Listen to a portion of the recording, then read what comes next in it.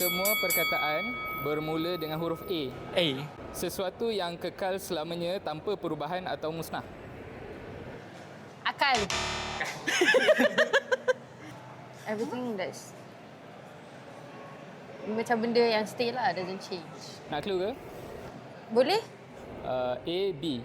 A, B? A lepas tu B. Betul. What the?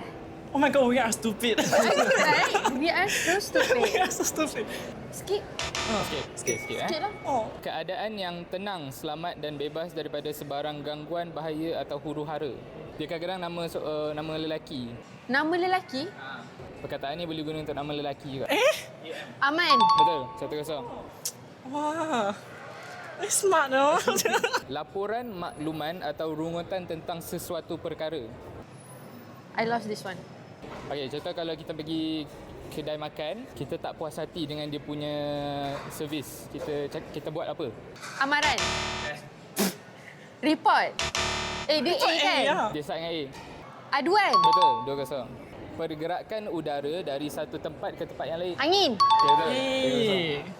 3-0. Slow down. Cantik, lemah lembut dan penuh gaya dalam penampilan, percakapan atau pergerakan.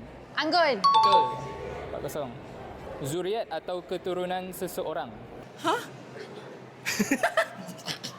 Anak. Okey, betul.